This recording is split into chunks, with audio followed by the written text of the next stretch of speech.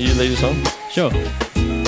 Hi everyone, Ralph here from Board Game Gateway, and with me I have Nee. Hello, that's me. I'm Nee. That's Ralph. We're here with you. Welcome. What we're going to do tonight is a special episode just for our special listeners. In fact, all of you are special. And that sounded terrible, didn't it? Whoa. Look, I know this is our first recording for 2024, but look, can you tell that we've not been recording? We've had a bit of a Christmas break. This is our first official recording for the new year. So what I'm saying is we appreciate everyone that listens and absolutely and shows us some love, So we're going to show everyone some love by doing the first in a series of videos. We're going to do something a little different this year. This is our first deep dive. Nee, how are you feeling? I'm feeling really good, yeah. So this is going to be our first deep dive sort of series that we've decided to try for 2024. It's not going to replace our podcast. We've still got regular podcast episodes coming out. But this is going to be, we've decided that we wanted to actually spend a singular episode talking about particular games. This, however, is going to be multiple episodes about a singular game, but you'll explain why. But for the deep dive, we've decided to start with a game that we've talked very, very highly about and often about. Very often. Blood on the Clocktower. Yeah, so this is a game that's very dear to my heart. I've sort of dived into this game pretty heavy over the last couple of years. It's just a massive social game, really. Yeah. So if none of that sounds appealing to you, maybe watch another episode. No, Ralph, that's not the way we do YouTube these days. They're going to stick around because we're going to tell you, if you don't know why you would like this game, the deep dive series, what we're going to do is we're going to tell you about what the game is. Yep. We're going to tell you about why you'd like this game. But then what we're also going to do is we're going to talk about the unique aspect of this game, which is the Kickstarter and the base copy of Blood on the Clocktower come with different scripts. And these are different menu style things that have different characters and different difficulty sets. And we're going to talk about, in tonight's episode, we're going to talk about what the game is, if you've never heard of Blood on the Clocktower or social deduction games. And we're going to be talking about the script called Trouble Brewing, which is their beginner script. But before we get to the script, let's talk about what the game is. So Ralph, take us away and tell us what it is. I think that's a great place to start. So to sort of welcome you all into this game. Yep. I'd like to read a little bit of what people read before the game starts. So you gather all your players, which is typically it starts from, I think, 7 players up to about 20. So you gather everyone together, and typically the person running the game reads this to welcome you all. Lights fade and creepy music goes up. This is where I wish Matt was here to have his deep voice, but no, I can't quite get that deep. That's right. Don't worry. You know what? They're going to like your husky voice anyway. Definitely. It's very husky. All right, let's go. A long time ago, in a sleepy town called Ravenswood Bluff, during a hellish thunderstorm on the stroke of midnight, you hear a scream. Rushing to the town square to investigate, you find your beloved storyteller has been murdered, impaled on the hour hand of the clock tower. What? Blood dripping onto the cobblestones below. You assume that this is the work of a demon, and you are correct. A demon that kills by night and takes on human form by day. So that's great to set the scene. I've never heard that read out loud before. Oh, really? And I love the fact that it says, it's like, your storyteller is dead. And then the next thing it follows up with, you assume that it's the work of a demon. And you are correct. You are correct. I just love that. There's never been a crime scene where the cop's like, I think it was this guy. You are correct. You assume, I think this is the work of a demon. You're correct. You're correct. Oh, God, now we need to find out who the demon is. Oh, my God. My favorite part of this little blurb is the fact the demon takes on human form by day, because it makes that the game is separated between day and night phases. So the night phase, everyone closes their eyes, and during the day you open your eyes and you play the game. But it makes that feeling like that supernatural element where there's actually someone next to me is a demon, but I can't see because I have my eyes closed. It's just, that made it real to me. Yeah. So look, if this is the first time that you're hearing about the words social deduction or Blood on the Clocktower, we'll also be referencing probably games that are called Werewolf or Mafia.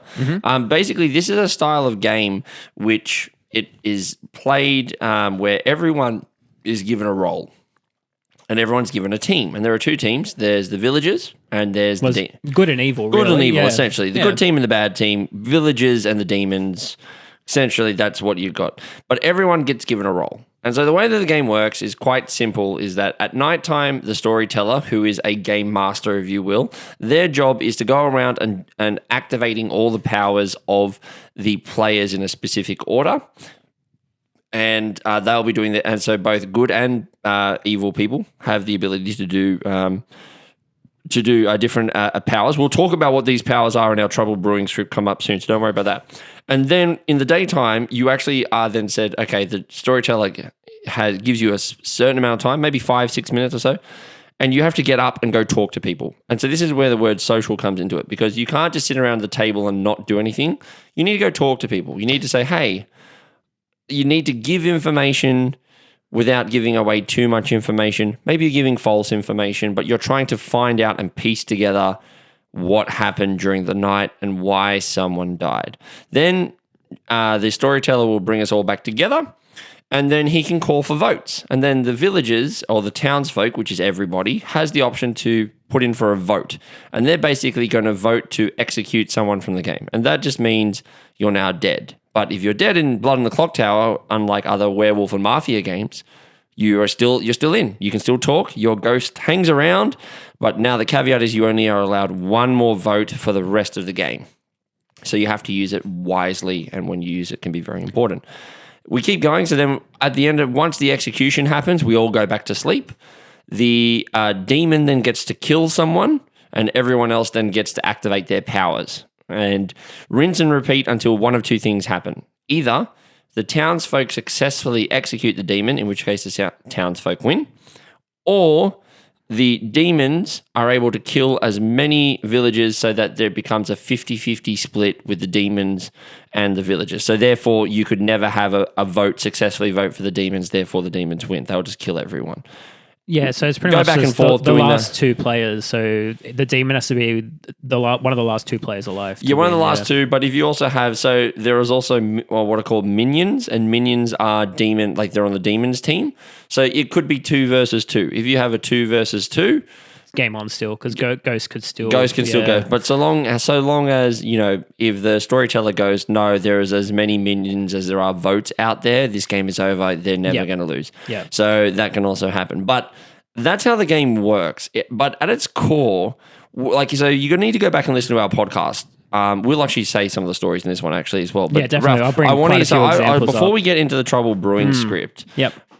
I want to know, because you're the one in the group who probably has played the most of it. You're the one who also organizes our community events as well, which is really good. You actually have a really good community out where we live now. We get up 30, 40 people on a regular basis coming to play. Yep. What was it about this game that kind of drew you to it, and why it became one of your favorite games? So I played a lot of Mafia.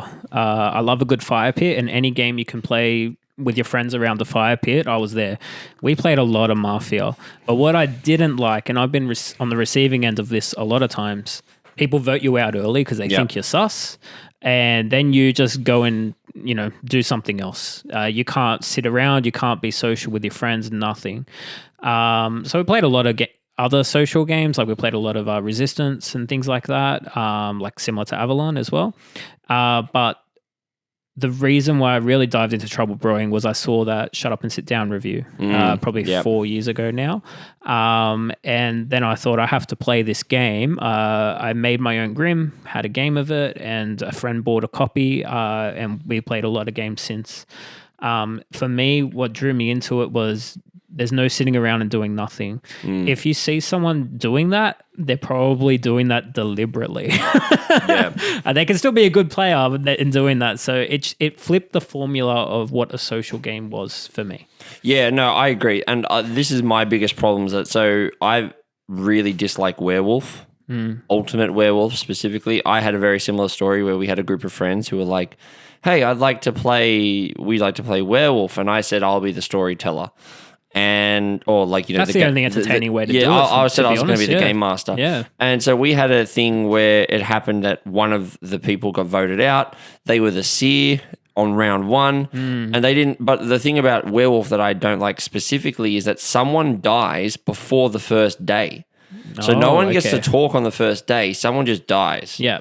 Thanks for being here. Thanks for being here. You don't get to play, right? Yeah. And that to me is just it's horrible game design for one. That fact that, hey, let's play a game. but you don't get to play. Yep. But also, it wasn't compelling in a way that really hooked me. It's like very similar because all the games have very similar things. Like there's a seer character, the person who knows who the bad person is, but they can't say who the bad person is because at the end of the game, if the minions have a chance to say who they think the seer is, and therefore they will win. That's basically in Mafia. It's in Town of Salem. Werewords as well. It's in Werewords. It's in all of those kind of deduction games. See, the thing is, like there is a advanced script character that's kind of similar to that, but there is a way out of being in that trouble for that. But I won't dive into the advanced characters. I think I'll just stick to the main script that we're here tonight to talk about. Yeah, and so before we get into that, I just want to say as well that I was very hesitant on this game. And in previous episodes of the podcast that we've done and on this channel, people have heard me talk about that. I was like, I don't know, like because of the scars that I have from playing Werewolf and these kind of social deduction games. And you finally convinced me to come to one of the game nights, and I did. Yep. And I'm happy to say that currently that Blood on the Clocktower sits as my number 14 ranked game of all time. Like, I love this game. It is so good. I don't play it enough. But then this year as well, we played it at GooberCon, which is my family's game day, and that I hold here at my house every year. And we decided at the end of the evening, this was the game that we were going to play. After nearly 12 hours of gaming, we decided, let's play some Blood on the Clocktower, starting at 9 o'clock. We played until midnight. I think we played 3 or 4 games. We played three games until 3 games. One game an hour, essentially.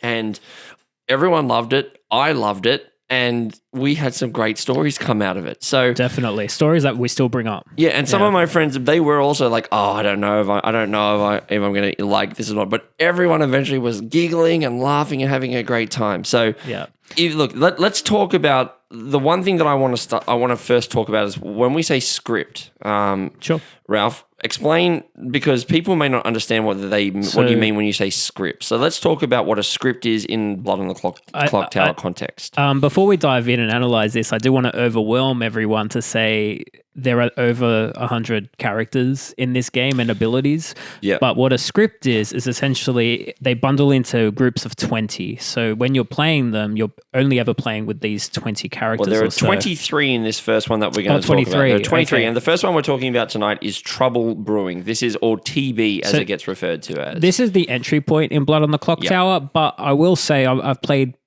everything this game has to offer, and I will still always come back to this script. Not so much to show new players; it's still very enjoyable to play, even if you're quite advanced with Clocktower as well.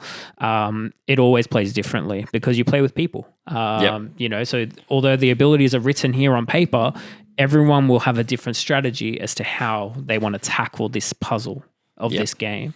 So this game is split into good and evil characters. There are good characters called townsfolk. They're generally your villagers, if you're going to compare it to Mafia or Werewolf. Outsiders, so you're either townsfolks with a good, powerful ability. Outsiders, you're still a good character, but your ability is shit. Essentially, it's not that they're crap. It's that their ability is meant to throw a spanner in the works so that the evil team has a bit more of an ability to bluff. Because it won't be a good ability for what you want, but it kind of helps out. There's minions as well, which are evil characters that have abilities to help the evil team win. Yep. And there is the demon. So I would like to start with talking about the demon on this script, because the demon itself changes how this game is played compared to Mafia or Werewolf. Absolutely. So the demon here is called the Imp in this game. And as usual in most of these games, it says each night choose a player and that player dies. Okay, so that's very reminiscent of every other social game in this sort of area. However, this is the new thing in this game. If you kill yourself this way, so if I'm the demon and I choose to kill myself, a minion becomes the new imp. So if I'm the imp and everyone is really sus on me, I can choose to kill myself, therefore tricking other players to thinking I was good the entire time, because they wake up saying Ralph died the game keeps going.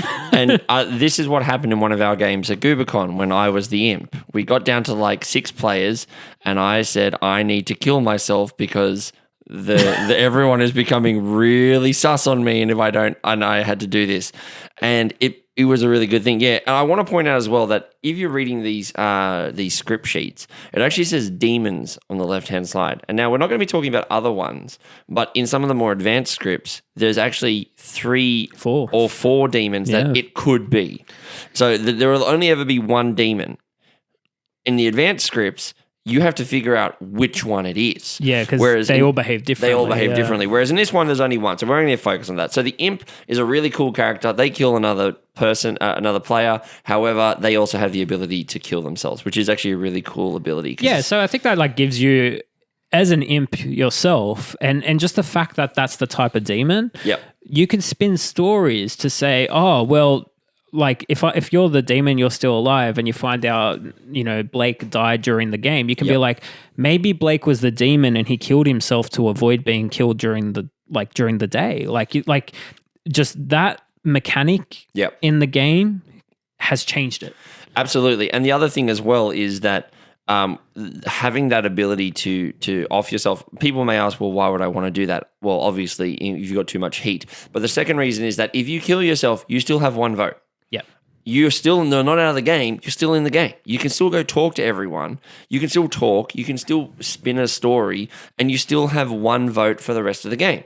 So you can, there are ways there. This is why the game is so good, because you can start spinning stories and continue to spin said lies or truths, half truth, however you want to go about it, for the rest of the game. So it's really cool. And I think people have that default mentality from other games. Like you're like, okay, well, if someone died, that means they weren't the demon. So I will say that was one of the first things that really threw me off about this game, which is that people in this game will literally be sitting around the circle going, guys, just kill me. My ability is already done. Get me out. Kill me. I'll prove to you that I'm not the demon. Kill me. We're good. And therefore, people are like willing to do that, right? That threw me off the first time because I come from a Mafia werewolves background where it's like, no, you never want to die because if you die, you're out of the game. Whereas in this one, it's like, no. We're going to kill you or kill me right now to prove a piece of information is what you want, sort of thing. So I think that's a great point to move to a particular minion on this script. Let's move from the demon. Let's talk about the minions. So there is one minion on here. I'm going to be bouncing around a lot between the characters just as we start bringing up stories. So, the minion called the Baron, which essentially you don't have an ability. Your ability kind of triggers during the setup of the game. Mm-hmm. It says Baron. There are extra outsiders in play. So it says +2 outsiders. So normally there would be like 1 outsider in the game by default. Yeah, it depends on the player count. Yeah, it depends. Like in an 8 to 10 player game, there only may be 1 outsider. Yeah, which is a good player, but with a bad ability for that team. So you're basically increasing the number of bad abilities that the good players have to work with. So you're already pretty powerful in that sense. But what I find more powerful about being the Baron is the gloves are off. You don't have to say you're evil, but you can be that guy that goes, like, if the demon is looking suspect, you can be that guy who goes, oh, guys, I'm the Undertaker. Well, not Undertaker, but you say, I'm this particular character whose ability's already been spent. Just kill me.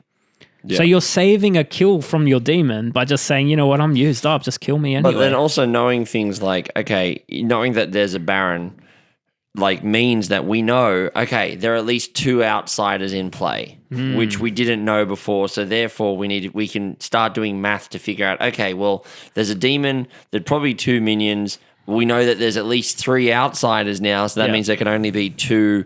Or how, like, you start doing math. So the Baron is a really cool one. The one that I really enjoy is the Scarlet Woman. She's a minion, and this is our second of 4 minions that are in this script. And the Scarlet Woman is, if there are 5 or more players alive and the demon dies, you become the demon. Travelers don't count. Now, sorry, I lied when I said the story was, as the imp, I killed myself. What I said was, guys, you need to kill me when there were 6 players remaining, and I was the 6th player. Yep. And I said to them, you can kill me, but I'm not the imp. I promise you I am not the imp. And they killed me, and Ralph then went, you kill me. And everyone at the table was, at the couch around the circle, was so convinced they had won the game. Yep. And Ralph, as who was our storyteller in the game, went, you kill me. You all fall asleep, close your eyes. And everyone was like, what? Yes, so everyone just thought Nee immediately was a good character and not the demon. But it turns out that what it was, I was the demon, but my power transferred to Blake, who was the Scarlet Woman. And so he now became the imp, essentially the new demon, and he still wakes up at night and kills a player. Absolutely right. Yeah. So it meant that I had heat on me, and I knew that let's play with that heat and get all eyes on me, and then it end up transferring. So the Scarlet Woman is a really cool one because you don't want to... Like, the Scarlet Woman is good until you have 5 players remaining, and at which point you're like, okay, my ability is now defunct, so you need to do something else and figure out... It is defunct, but if the Scarlet Woman's still alive, the imp could still kill themselves and it bounces to a minion. And it bounces to another minion. You're not completely defunct if you think your abilities... Sorry, her ability is defunct, but being alive means that you could get it transferred to you if the imp killed themselves. Yeah, that's right. Yeah. But also, it's another evil player with free votes in a way as well. Yeah, absolutely. So, there's so much that goes into this. I think before we explain the last 2 minions on this script, let's talk about some powerful good abilities. Let's talk about some townsfolk. So the other big thing which we've talked about, which you mentioned, which is that in Mafia and Werewolf and all these other games, there is stock standard villagers. And if you're a villager, you have no power. Yep, you're just a number, really. It's boring. Yeah. I really hate the fact that is the case in every single one. Whereas in Blood on the Clocktower, every single player has some ability. Yeah, they've got something to do. And that's why it is that's why it's really cool. So let's talk about a couple of those. Ralph, why don't you kick us off with a couple? Sure. I'll go with the investigator firstly. Yeah. So that is, you start the game with some information. So you start knowing that one of 2 players is a particular minion. So if I'm the investigator, during the first night, the storyteller will wake me up and they'll point to 2 people and they'll say one of these 2 is the Baron. Okay, so they tell you which minion they are, and it's 50-50 chance you found a minion. Mm-hmm. Okay? So that could be pretty powerful, especially if you find that Scarlet Woman early, and then later in the game, there's only one of those 2 players alive, and you're like, well, I'm pretty sure the imp's already dead, so it has to be that. Like, there are opportunities for every character to be super game breaking. There are differences in these villager characters, which you will go through, which is that there are some characters that activate at the beginning, and there are some characters that only activate from the first night onwards. And there's some characters that have passive abilities too. That could be pretty game breaking. I'll go to the next one. Yep. Basically, I'm going to talk about the chef, which is the chef is another player who gets some starting information, and the chef's ability is you start knowing how many pairs of evil players there are. So, for example, let's say, for example, there are 3 characters of evil persuasion, that's a 1 pair. So like a demon and 1 minion, for example. So the storyteller in the first night will wake me up and say 1. They'll give me the information of 1. So that's if they're sitting next to each other. Yeah. Oh, so is this the one where they sit next to each other? Yeah, so that's the pair. So they're sitting next to each other. And so, let me rephrase that. If they're sitting next to each other, so that means, if he gives me 0, then I can start to work out, okay, no evil players are sitting next to each other. But if he says, for example, 2, then I know that there's at least either 3 people sitting next to each other, like back to back, so there's a pair and a pair, or there's 4 players and 2 pairs and 2 pairs. So that can be some pretty interesting information. And so this is information as well that you don't want to give out immediately. Yeah. You actually want to kind of hold on to it and you're trying to figure out some stuff. So the chef is a very interesting one. I just want to point out just those 2 characters alone that we've pointed out, right? The investigator that has a 50-50 chance of finding a minion, and a chef who knows how many pairs of evil players there are. Let's say later in the game, the investigator pinpoints that minion and the chef had a number of 1. So that means there's 1 pair. So 2 evil people sitting next to each other. If those 2 people can connect, they can figure out potentially where that demon is. They maybe can go, hey, I know if he's evil, then one of the 2 people either side of them are evil. Yeah. But it also could be a bluff because the evil people could go, well, yeah, but also what if there's more evil players around the place? So there's a lot of really cool information. I'm glad you just brought up the word bluff, because what also makes this different than Mafia or Werewolf, if you're the werewolf in Werewolf, that's it. You don't know, there's no logical way to play the game, right? You can try and say I'm someone else, but it's really hard to get that. You can just say across. You're a villager or something. It's not. But the thing is, right, with Blood on the Clocktower, the imp gets 3 different characters that are not in the game. So let's say the investigator or the chef were not in the game, the imp will get shown 3 characters that are not. So let's say the imp got shown investigator and chef. Now they have information they know is not in their game. They can make it up and sell it as a truth. Mm-hmm. So that's what makes this game so different for the evil team, because the imp can then meet up with their minions, tell them the investigator's not in the game, and they'll be like, cool, I'm going to pretend I'm the investigator. You know? Yeah. And this is where other things can start to happen. So for example, another townsfolk is the washerwoman, and this person they start knowing the game that one of 2 players is a particular townsfolk. Now, I use this one as a bluff when I was playing the demon. Okay. I kept going up to our friend Maddie, and I kept saying, I know that I think you're this role. And she was like, how did you know that? And I said, because I'm the washerwoman and I got told that one of 2 players was this particular thing. So I think it's you. And so that's why I know you're good. And I kept saying, I know you're good, that's why I'm going to come and talk to you. Yeah. But because I kept saying that, I didn't tell her what I was. I just kept saying, I'm the washerwoman, I know you're good, that's why I'm going to believe whatever you vote, right? And so that's where the bluff started coming in, which is that I wasn't the washerwoman. I never got given this information, but I know that the washerwoman would be given this information. And as the evil player, I knew that she wasn't on my team, so therefore she was a good player. Yeah. So therefore I went up to her and said, I know you're a good player. And then I kept hammering that home, saying that I was the washerwoman. And that's where this game starts becoming fun, because this is the difficulty with this game.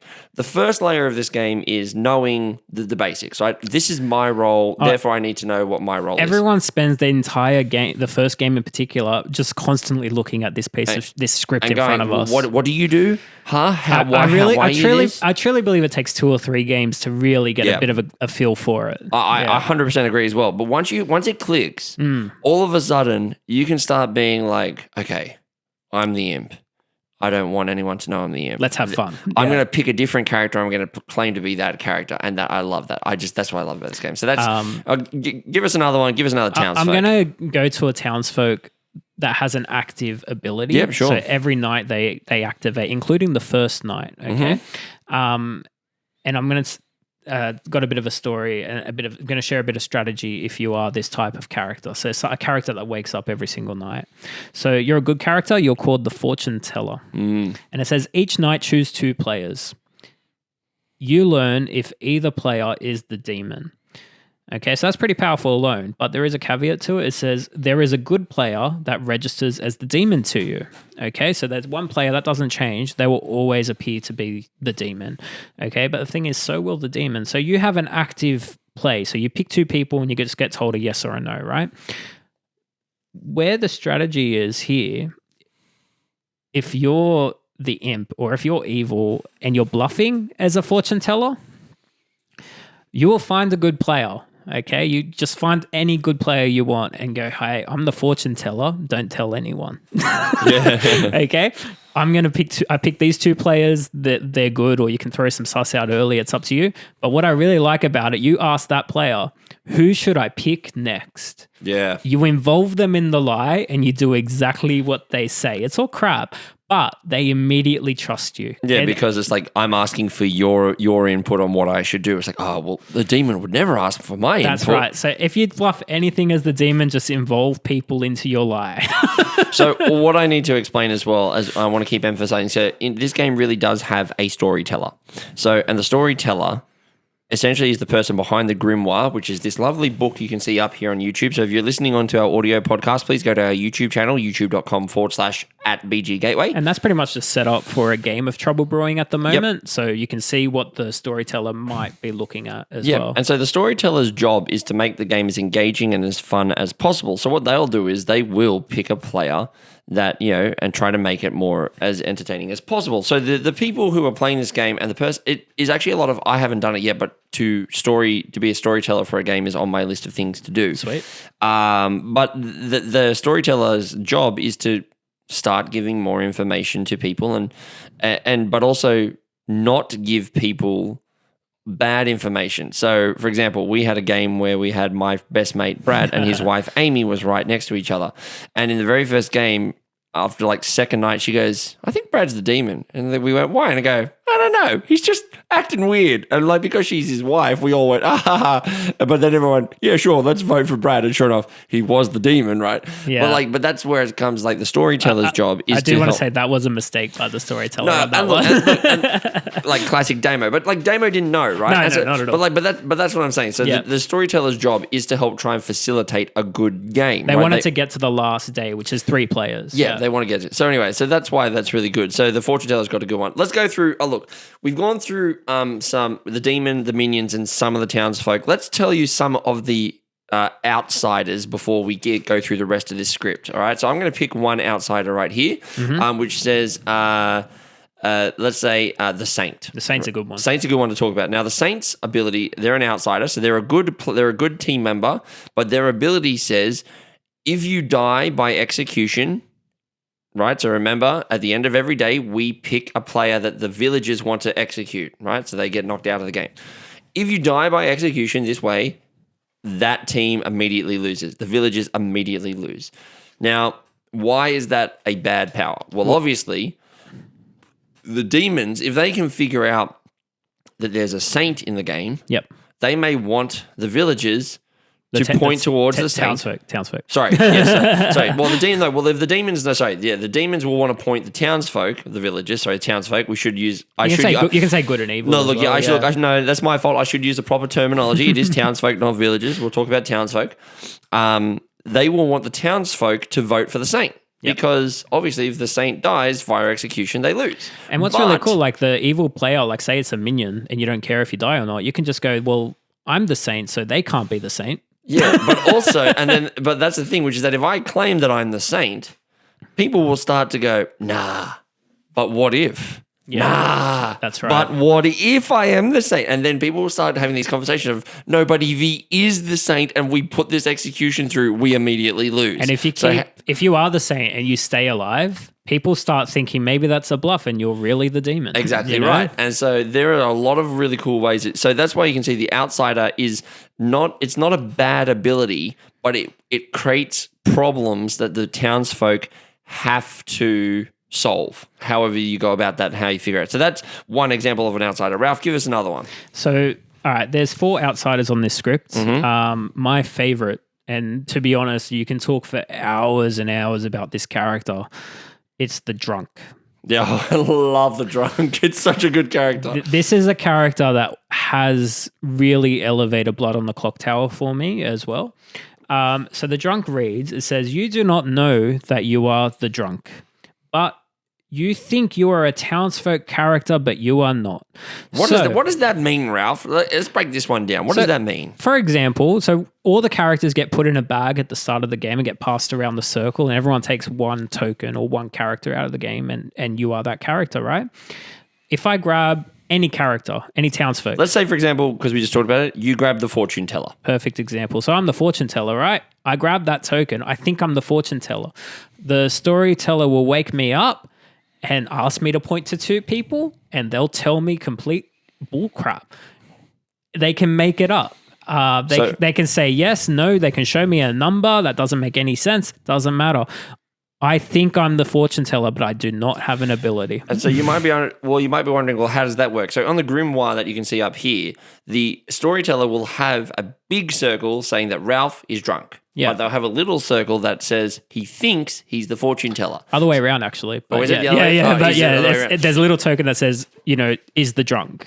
Absolutely. So what will end up happening is what I love about it, like you said, is that the storyteller just keeps acting like you are like nothing's wrong. That role. Nothing's wrong. And so then, but that means here's where the third layer comes in, which is, okay, I don't know that I'm the drunk, but I'm the fortune teller, and so therefore I'm doing all this information. Mm-hmm. Great, grand, wonderful. And you're talking crap.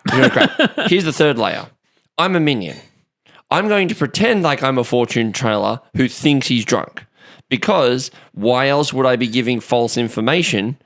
Because obviously I must be drunk, because I woke up in the middle of the night and he told me this information. Yeah. So therefore, if that's not correct, I must be the drunk. But then Ralph says, no, I'm the drunk. And so this is where the game starts becoming really fun, because it's like the storyteller will, like, this is where the bluffing and the 3 layers of bluffing comes into it, because you can start saying things like, I'm this character who got this information, but that must mean I'm this character.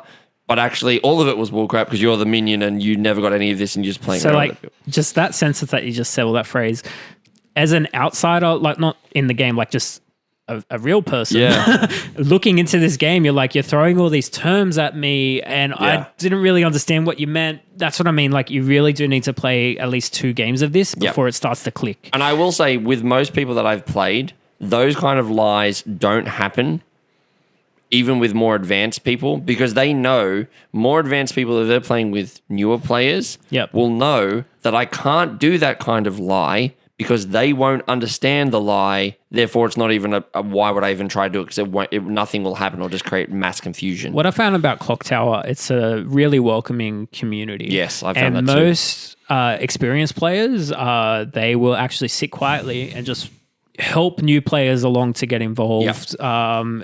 So eventually things come out, especially in the last day, where people share their real information. But that is, I guess, more of the advanced stuff. Trouble Brewing is more about instant information. Some great instant information is a character called the Virgin. Okay. Yeah, let's talk about that one. So she's a townsfolk, or he. The guys can be virgins. I've met a few. Whoa. I know. So that joke is always done, like that type of joke with this character. It makes a bit of lighthearted fun in the game. I'm the Virgin. Oh, what? We couldn't tell. Classic stuff. I do have to say, I came up, I asked a new player, I was like, are you the Virgin? And they said, in real life or in the game? But then he answered, he said yes to both. And I was like, oh, this is awkward. But anyways, so the Virgin reads, it says, the first time you are nominated, if the nominator is a townsfolk, they are executed immediately. I love this. It does create a new layer to the game straight away. Like, when that happens in the game and everyone goes to sleep because someone got executed, everyone's like, what happened? But at least everyone then knows, okay, that person you're the Virgin, therefore you're good, we know you. But that means now from this point onwards, your power has been spent, but now we at least know you were the Virgin. So, but that's a good one as well. I would like to talk about a minion, if I may. Of course. I would like to talk about the one, this is one that made me a little bit not confused, but it took me a while, which is the Poisoner, which it says, each night choose a player. They are poisoned tonight and tomorrow day. So that means for the purposes of doing their ability, and for the next day, they are poisoned. So Ralph, for people looking outside in, what is being poisoned? So poisoned is somewhat similar to being drunk. I say it that carefully because they are 2 different things. But essentially, poisoning makes your ability malfunction or not work, really. So let's say Nee was the Virgin, but the Poisoner at night chose him. And the Poisoner does say, you're poisoned tonight and tomorrow during the day. And that's the tomorrow day is the part I'm going to focus on here, because the Virgin triggers during the day, right? And what does happen, if a townsfolk were to nominate the Virgin, no one will die because the Virgin was poisoned, okay? Now, the fact the Virgin didn't die, or the nominator didn't die, creates confusion. Now, all of a sudden, people are suspect of the Virgin, or the player who said they're the Virgin, because their ability didn't work. But also, if a good townsfolk character nominated the Virgin and they didn't die, that means they're not good. So, or at least not a townsfolk. They could be an outsider, but only townsfolk will die. So the game really is in the wording. The game is kind of a bit of a legal text with the characters at times, but that's what makes being a storyteller a bit challenging, because there are a lot of different interactions with the characters. But again, this also allows you to have those different bluffing moments, which is, guys, I'm the Virgin. All right, well, let's vote you out and see what happens. I've already used my ability. Oh, well, then if I vote you, it should be fine. Yep. I vote you. Oh, we voted, therefore you're not the Virgin. No, guys, then I must be poisoned. Like, someone must have then we must have a poisoner in the game. Because again, remember that when characters are dished out, not every minion is in play. Not No. every demon, not every outsider is in play.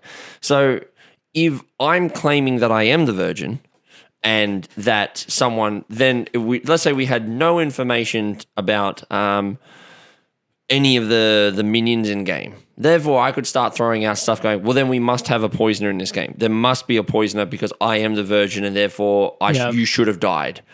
If you but that's, of course, Ralph, that's if you are the chef that you said you were, right? That's where this game becomes great. So, yeah, poisoning is just basically means you're just now, for all intents and purposes, have no power, which is really cool from a gameplay and mechanics perspective. Just if you were to poison the fortune teller the night that they chose your demon, that's amazing, because then the fortune teller is just going to think, okay, well, that player is not the demon.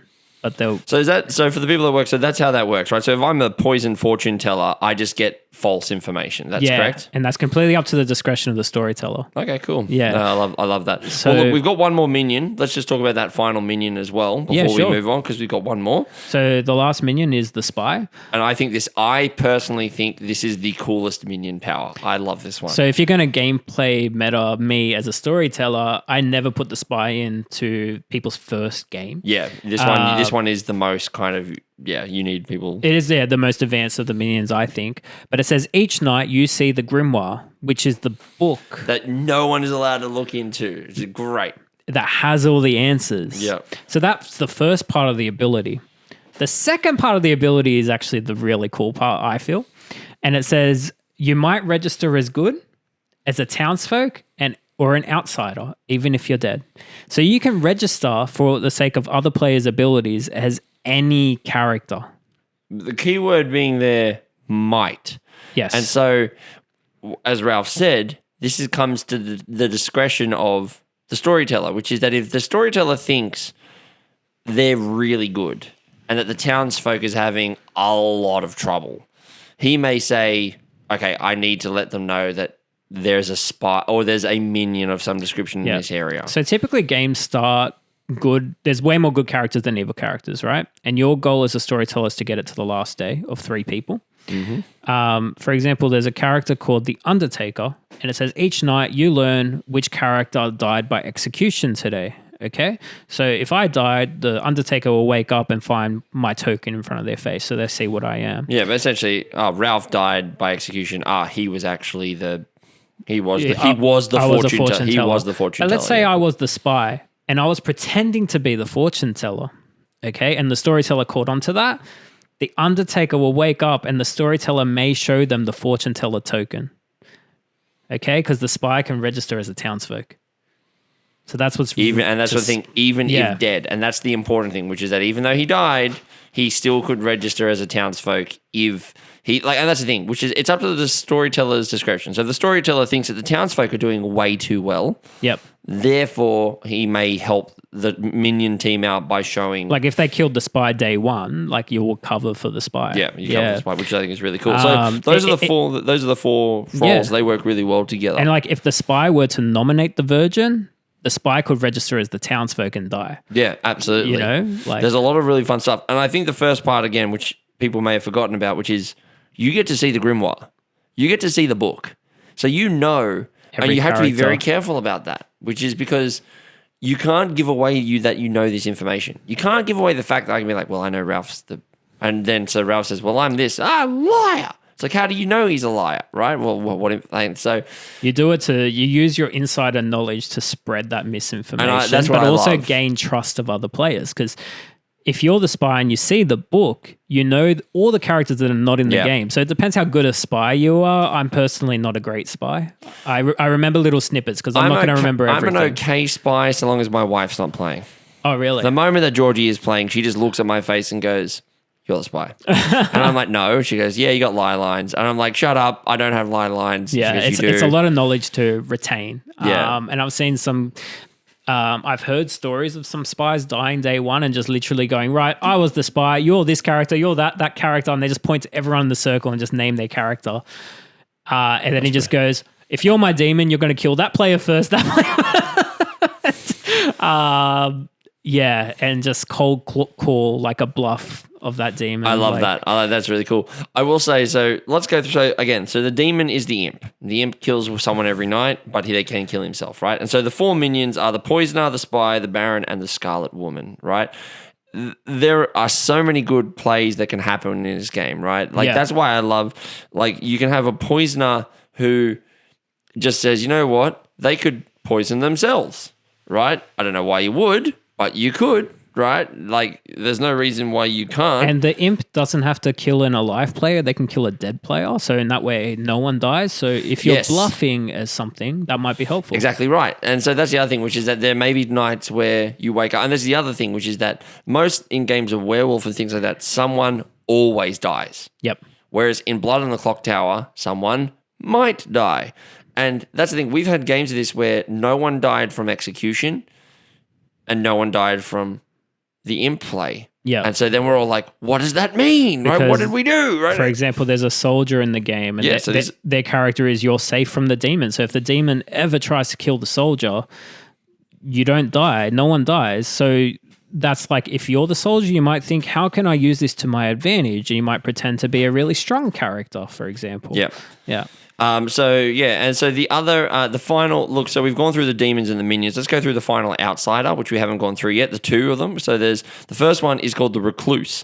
And so the Recluse is you might register as evil and as a minion or demon, even if dead. So they're kind of the opposite of that ability of the Spy, which is, depending on how people are going. So if the townsfolk are doing really, really well, but we have a Recluse in the game, what that'll mean is that you may register as a evil player for the sake of maybe for the which one are we talking about? The chef. Who knows how many pairs of people? So you may register as an evil player and being sitting there, and so someone might give the investigator a false minion. Absolutely, absolutely right.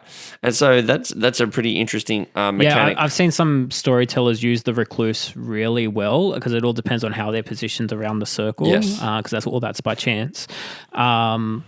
But yeah, the Recluse is a fantastic outsider. Yep. And even if you think like if you're the Recluse, I've seen some newer players just sort of sit in their chair going, well, I can't do anything.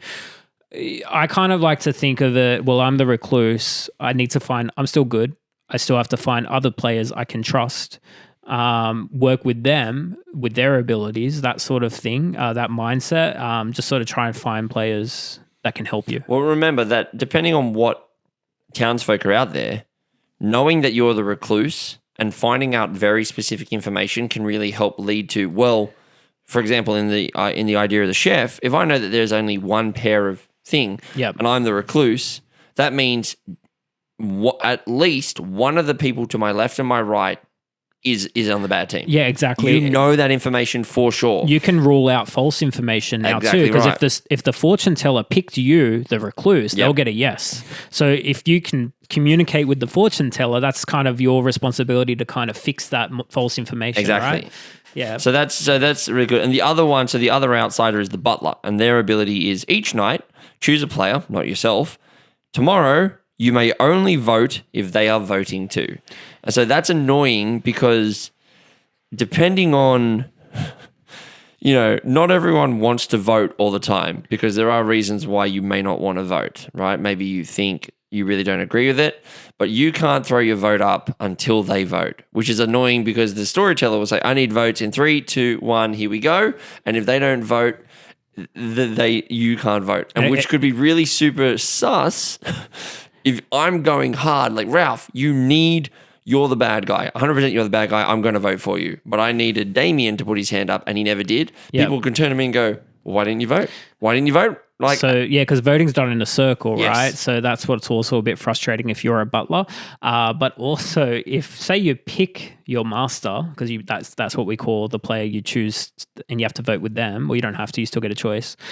But if that master dies, you can still only vote if they put their hand up using their very last ghost vote.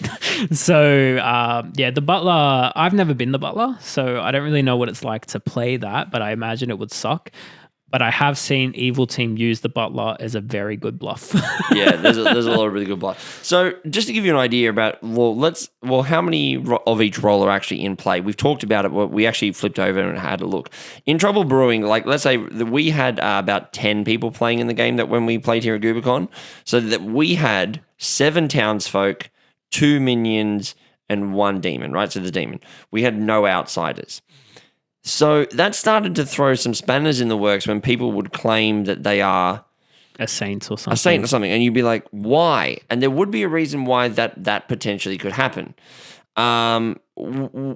It's mainly the Baron. Yeah, it's mainly the Baron. That's the only way an additional outsider. So the Baron is +2 outsiders in the game. So if one of the minions was the Baron, that's how you could get a saint, right? And that's how you can then start to figure out, okay, we at least have a Baron in the game, so that's one of the 2 minions. So say you had Tom that goes, hi everyone, I'm the saint. Then if no one else is saying they're a butler or a recluse, someone is drunk. Okay, so that's where you start going, okay, well, one of these townsfolk is the drunk and their abilities are terrible. But we don't know who it is. Yeah. But that means that we definitely have a Baron in the game, so that means there's only one other minion. But which one is it? We don't know. And so that's how you can start working out some of the information that is out there. So the 4 outsiders are the butler, the recluse, the drunk, and the saint. So we've got a couple more townsfolk to go through. So let's why don't you pick another one? I love how this game, it sort of makes everyone feel, except if you're an outsider, it makes you feel powerful. Okay? Yeah. And this character, the very first time I played this character, someone played this character with me. I asked, "Who are you?" And they go, "I'm Buffy." This character is the Slayer. This is an interesting one. This is a very interesting mechanic. And it says once per game during the day, publicly choose a player. If they are the demon, they die. Typically, that will end the game, unless there's some funny Scarlet Woman plays or something like that. But how powerful is that? Well, it's very powerful as well because this is very much an instant win condition. Yep. However, here's the thing. Remember how we said you can bluff? Oh, yeah. Everyone can claim to be the Slayer. I can say, no, I'm the Slayer and I'm going to shoot Ralph. And then Ralph goes, no, I'm the Slayer and I shoot Damien. And Damien goes, no, I'm the Slayer and I'm going to shoot Ralph. So we have 2 of us shooting Ralph and 1 shooting Damien. And if you're a minion, you shoot your demon, they say that person didn't die. And everyone's like, if they believe you as the Slayer, they're like, all of a sudden. Exactly right. And that's where it becomes a really interesting mechanic because you can say, I'm the Slayer, I'm going to shoot Ralph. And the storyteller goes, nothing happens. Yep. So everyone goes, was he actually the Slayer? Or was he not? I cannot confirm someone else the next round could legitimately go, no, guys, I'm the Slayer. I'm going to shoot that person. So that is one game ending ability. The other one, it's a social game ending. If you're the Raven's Keeper or the Raven Keeper, some people add Raven's Keeper, the S, but it's actually just Raven Keeper. And it says, if you die at night, and the only way that happens is if the imp kills you. And it says, you are woken up and you choose a player. You learn their character. Now, the reason why this could be game breaking is because it purely depends on who you pick. Because you can pick, say you died and there's only 3 players left and you're sus on this person, you pick that person. You'll either be shown, yes, that person's the demon or this person's a different type of character. Then you got a 50-50 shot. So that's game breaking because you still wake up, even though you're dead, you still wake up, you still talk and you tell everyone what you found. The catch is if you were poisoned, you're going to get false information. and so the timing of this really matters as well. So the order in which things activate is very important. So you want to die, but you don't want to die if there's a poisoner inbound because the poisoner activates first. And so the demon goes first. They kill. I can't remember. They go pretty early. They go pretty early, but basically order, there's a specific order so that, for example, if the poisoner goes, I'm going to poison Ralph because I think he is the Raven's Keeper, and the demon then kills Ralph, Ralph doesn't get the information. Yeah, and that's very important. So this is why you go, well, why wouldn't I just say I'm the Raven's Keeper? Because then you're going to walk into a poisoner who knows you're the Raven's Keeper, and then they'll talk to their demon. Exactly right. But the thing is, that could just all be a fluke, or it could actually be coordinated. Or it could be a bluff. I could say, guys, I'm the Raven's Keeper. Just kill me. There's so many layers and to I will this. find out the information. So they do. They kill me. Yeah. Sorry. No, that's not the way that it works. Sorry, because it works if you die in the night, right? Yeah, So, early in the night, if yeah. I died in the night as a minion, I could say I could pre-work this out. So I say to the demon, kill me. Yes. Kill me this night. Yep. And I will claim that I'm the Ravens Keeper, and I'm going to claim some whatever it is. And that I've seen that happen when it gets to the final 3 or final 4. The minion dies. The minion goes, I was the Ravens Keeper. Oh, this person who's my demon is the mayor. We can just, do something else. That's the thing. And then people have to figure out whether or not you were lying or if that's the truth or not. And so this is, again, more layers upon layers of why. And what I love about Blood on the Clocktower in particular, yep, especially that final day. So you're playing 10 players or however many. All 10 players are on the edge of their seat on that last day. On those last votes too, when you're like, is it? Yeah, everyone has a say. Yep. And everyone, normally everyone gets the opportunity to have to say their piece. But when that last vote is run, it is always tense. And when you reveal the winner or when the winner's revealed, you either have 3 people that get up and cheer or you have 10 people that get up and cheer. Yeah, well, you spoke about someone here as well, which is you spoke about the mayor. So let's go. We've got a few more roles to get through. So the mayor is the next one, which I think is a really cool ability. Do you want to read that out? Yeah, so the mayor says, if only 3 players live and no execution happens, so remember the execution happens during the day, not the night phase, your team wins. If you die at night, another player might die instead. So you could, for example, you could claim that you're the mayor and risk whether or not you want the storyteller to actually keep you alive or not, or you keep onto that information, you try to make it into the late game. So you can say, guys, I am the mayor. If there is only 2 of us here, we don't kill anyone. We just don't kill anyone right now, because if we don't kill anyone and we just go to sleep, we win the game. So the mayor's a tricky one to play because it's purely up to the storyteller whether or not you make it to final 3. Yep. In terms of the demon killing you, the players can still vote you out. But say your ability never gets a chance to shine during the game. So you're basically, the kill never bounces to another player. Yeah. Okay? And you're the mayor on the final 3 and you're trying to convince the other 6 players, I'm the mayor, let's just go to sleep and win the game. Yeah. But your ability hasn't been demonstrated. Yeah. So you could be bluffing. And if we go to sleep now, the demon wakes up, kills, and then it's just the last 2 players. That is the end of the game. Because the demon will win. Yeah. So it's called a mayor win. It is tough to do because you're in that mayor speaking chair. You're on the podium and you're begging for those votes. Or no votes. You're saying, guys, don't vote. Yeah. If there's 3 of us remaining, don't you as the mayor, you're basically pleading with who the demon is at this point, but you're trying to convince the non-demon player to not kill someone. You're trying to convince them to say that it's safer to just go to sleep and we will wake up the winners. Yep. And that is a very hard thing, as you said, Ralph. It's a very hard thing to convince someone to do after 45 minutes sometimes of everyone lying and backstabbing each other. But what if you are the mayor? Or what if you're the demon pretending to be the mayor and telling me to go to sleep? To be honest, all the roles on this script make good demon bluffs. Yeah, they do. So that's why it's really hard to pinpoint reliable information in this game, and which is what makes Blood on the Clocktower so fantastic. That seed of doubt. What's another good thing as well? So the other one of the final roles that we haven't talked about yet, we've got I believe we have 2 more roles to talk about. I think we have 2 more. At yeah, least, the other one that is really good. This is the empath. So the empath. We have 3. We have 3. We have 3. Cool. So we got the empath is a really good one. The empath basically says each night you learn how many of your 2 neighbors are evil, and so my neighbors are the person to my left and my right. And so again, this is a very simple role that we could have talked about at the beginning of the game, but we didn't. We just brought it up now. But again, as you can see, more and more information of more bluffs. I can say, guys, I know that these 2 guys on my left and my right, they are good. Yep. All right? Sweet. So you establish it. But if you are the empath and you find out your neighbors are good, you're already a little circle of trust, right? Exactly right. You can say, guys, I know you're good. I'm the empath. I know you guys are good.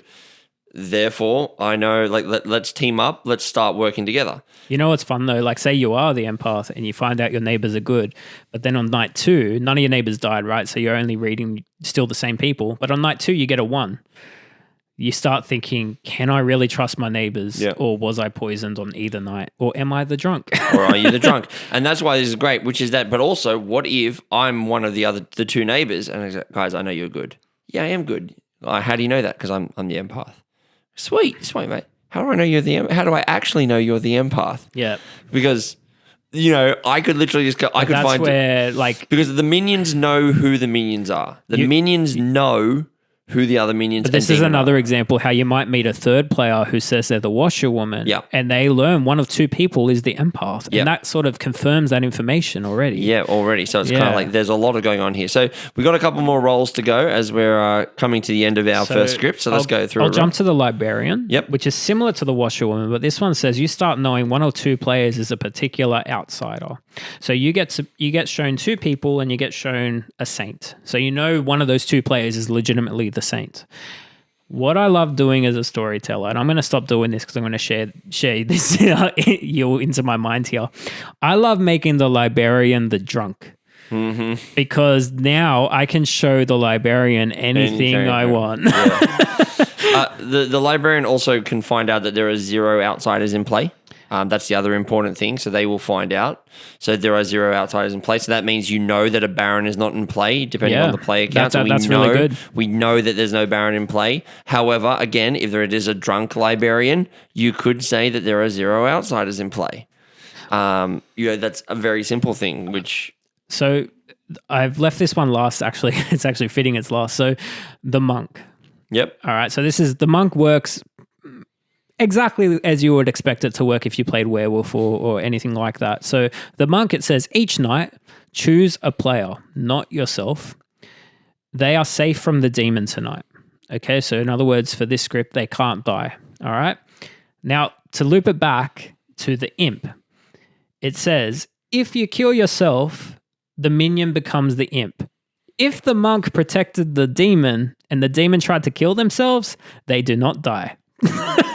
And I love that. Yeah, so that means that there's some shenanigans at play here. But potentially, there's other things that could happen. There could be a soldier, absolutely right. But that's the thing. You could say maybe I'm the soldier. That's why I didn't die. And that's but then the monk goes, "Oh no, you're not the soldier. You're actually because I protected you. So what are you actually?" And it could be like there's a mayor. Someone killed the mayor, but they bounced to whoever was protected by the monk. Yeah. Or for example, the monk could say, "I protected, I protected Ralph." Yeah, I protected you, but you died. Therefore, how did you die? I was either poisoned or I'm the drunk. Or something along those lines, right? Or say I'm the demon pretending to be the monk and I choose to kill a dead body. No one died. I can just go, I'm the monk. Here's the proof. Yeah, exactly right. And so, look, we're talking we've talked a lot about all these roles and we've told you a lot of examples of where the fun is in this game. I'm hoping you're starting to see why we both love this game. I legitimately didn't expect this game to be in my top 15 games of all time. It's just there's so many layers to it. All the abilities bounce. They complement each other really well. They really do. And so that's what I really do love about this game is to bring it kind of full circle. Is like when you said there are certain scripts, I didn't get what that meant until I looked at it and went, these are actually carefully curated character packs that are designed to give a certain sort of experience. And so the Trouble Brewing TB experience is high interactivity with the option for bluffing that isn't too deep. It has some depth, but when we get to our deep dive series of some of the advanced scripts, you'll start to see that some of what you can throw out there is just ridiculous in terms of what you're pretending, right? Yeah, but in this game ramps up. Completely changes and it becomes like a brainworm tea sort of thing. I've had games of Trouble Brewing where legitimately I've been dumbfounded. I'm like, how did that make logical sense? Yep. And what's really cool is at the end of the game, the storyteller breaks it down really nicely for everyone to really understand how it transpired. Yeah, no, I really love that as well. I love the moment in this game where people start to realize that they can bluff. Oh, yeah. We've talked about that. That doesn't happen until game 2. But the moment that people start to realize that you can bluff, it starts to become a different game because people start to go, I don't want to give information. And then people's heads flip on themselves and they go, I can give false information and that's fine. So when you explain the game, there's this big sheet that typically the storyteller reads out to new players. I typically read this out to new players. I've only started doing that the last year. Prior to that, I was kind of hodgepodging the teach a little bit, but this sheet puts it down really nicely. But there's 4 key points to teach new players this game. Okay. One of them, the first one, it says, you may say whatever you want at any time. This is a talking game.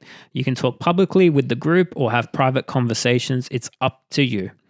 The second one is no peeking, which is talking about the grimoire. It is so tempting to look at it. It is so tempting, but you don't. It will just spoil the game. It spoils the game, yeah. You can ask the storyteller any questions you need to. So a lot of these mechanics, you're going to have questions. It's in the wording, but you're going to have questions. So always ask your storyteller. Yep. And the last one is play nice. This is a game about deception and trickery. So treat others with respect and consideration, kill with grace, and die with dignity. That's a good way of putting it. It's a good way to sign it off. Well, I do think dying with dignity is something that people who come from a werewolf background will be like, oh, it's actually okay to die. We talked about this, but it is okay to die in this game because if your ability has already been activated, you can want to die and go, you guys, if we don't know anything, but we are looking to kill someone right now because we think we need to, kill me. There's a lot of reasons to die in this game. Yep. Like there's the Undertaker that learns a character exactly token. Right. You can say that's the only way to confirm someone, really. It's like, guys, I am the chef. If Ralph says he is the Undertaker, you kill me right now, and then Ralph will find it out. See, that's the scary thing too, because if you say that out loud, the poisoner knows Ralph's the Undertaker and will poison Ralph. Exactly so right. He's going to get the false stuff. And so this is why you're trying. So something that we haven't really talked about, which we should mention before we start to close this one out, which is in the execution phase, the talking phase, the voting stuff, the voting phase. Anyone can call for votes on another player. You're only allowed to make one call for a vote once. Yep. Okay. So if I make a call for Ralph, I can't make another call this game. It means that you have to. And no one else can vote for me. Nominate me. Yeah. If I vote for Ralph and it fails, no one else can vote for Ralph. We had our chance. But everyone is allowed at least one to put up one nomination. But when it's your turn, you put your hand up and you say, I want to nominate Ralph. And then you have to stand up or whatever you're doing and say why I'm nominating Ralph. And a lot of these things can be, guys, he says he's this. Yep. And we need to confirm that he's this. Mm-hmm. So therefore we need to kill him now. Ralph, are you okay with that? And sometimes they'll be like, yeah, I'm okay with that. Definitely. Sometimes I'll be like, no, I'm not okay with that because I'm blank, blank, blank. And then once we've gone through, you have a phase, the person who was nominated is given a chance to rebut and says why they shouldn't or why they should die. Take a pick. That's cool. And then the storyteller goes, okay, raise your hand. I'm going to walk around the circle doing this. And as I point to you, if your hand is up, good. If it's not, that's it. But once I pass you, there's no takesies backsies. And you need the majority of alive players to vote. Yeah, you can't. Equal doesn't work. You need majority. So 5 and 5 is safe, but you need 6 or 6 on 4 if it's a 10. No, 5 will still be fine.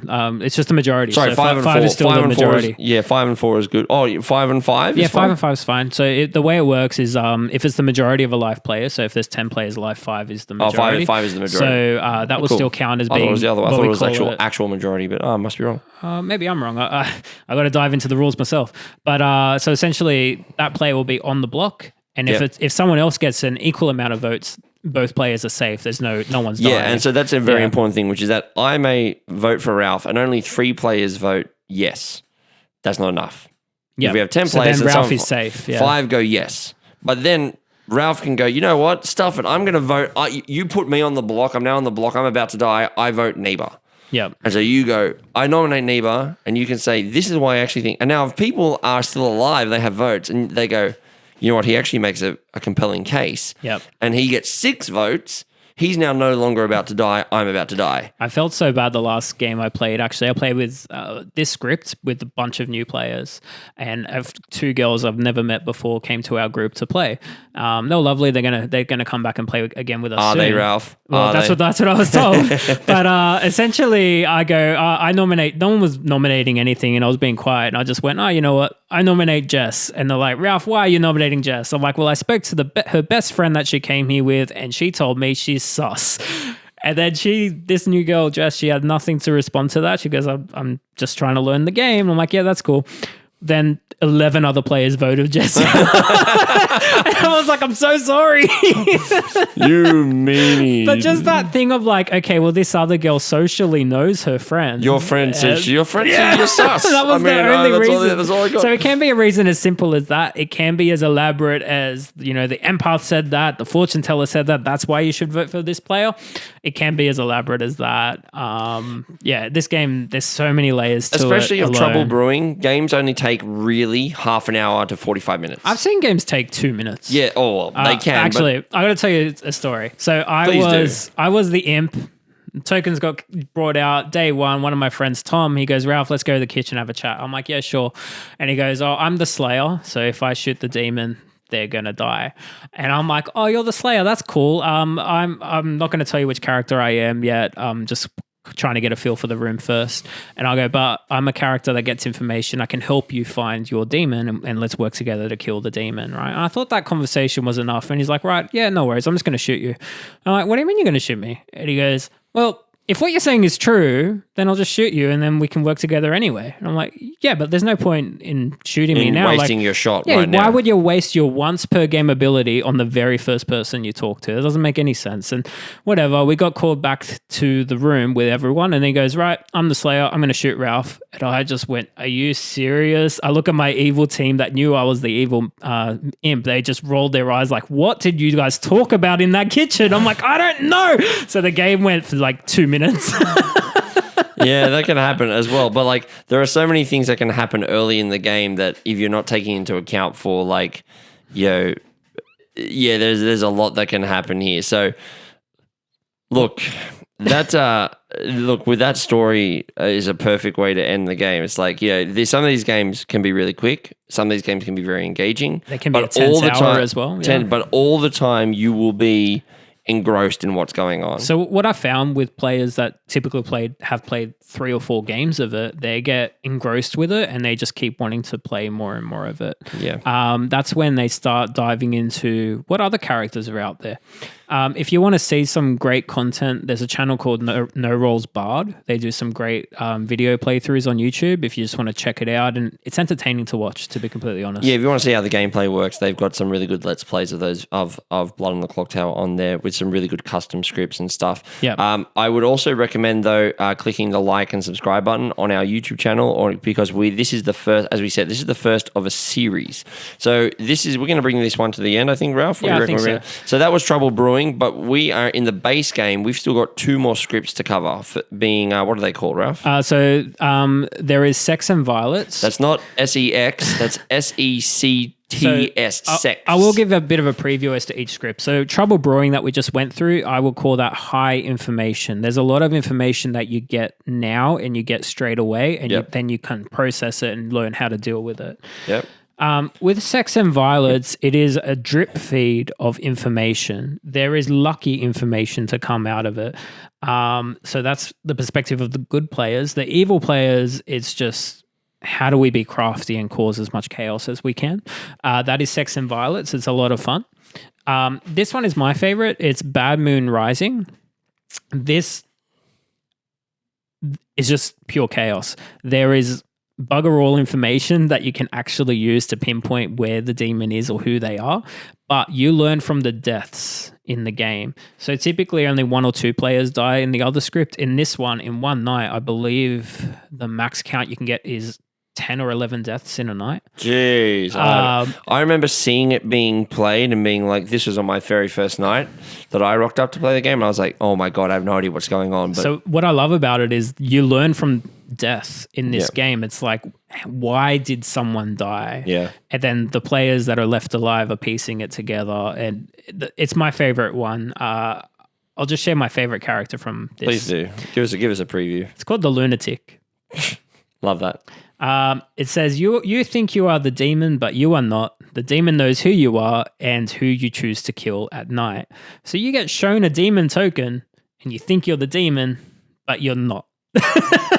And it takes sometimes all game to figure out that you are not truly the demon, because the demon knows who you pick and they just sort of they just kill who you point at if they want. That's a great one. So I'm looking forward to that. I'm looking forward to covering more of this with you. And it was a lot of fun. Hopefully we'll have Damien in a next episode as well. He loves this game as well, so we'll have him to have a chat about it. But look, and this is not the end of the content as well, because there is Kickstarter heroes characters. We played on a previous game night a custom scripts. We played one called The Boozling. Oh, that was a lot of fun. Which is a lot of fun. So there are more scripts that we can talk about, which we look forward to doing in a later episode. But we're going to dive into all different types of games. This is the first in our deep dive series. I'm excited to dive into more of that. Yeah, awesome. Yeah. Okay, well, guys, so Ralph, thank you for hosting this one. No, thanks for having me. Make sure you guys like and subscribe. If you're on your audio platform of choice listening to the podcast, make sure you click follow, share it with a friend, leave us a review. Every bit of engagement does help. I hate having to say that, but look, it does help. Well, we've got on the Clocktower, every engagement helps. Absolutely right. It does help us to grow the channel and grow some of the content. We're looking forward to doing more of this custom content for you guys this year. We're hoping to do more, less podcasty stuff and more specific, specialized stuff as well.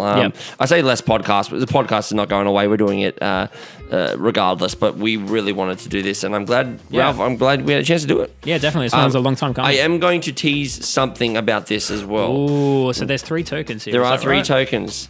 We actually did have, we have an interview planned with someone very special involved in this game. I'm not going to say more. You'll have to tune into episode 2 of our deep dive to find out more about who that person may or may not be. We'll find out then. Definitely. I'm very excited for that. Okay, well, see you in episode 2 for sex and violence will be the one that we're talking about in that one. Yep. And also we'll give you another hint as to who we are going to be talking about as a special guest about this. Awesome. Thanks, Nick. Bye. See ya. Good.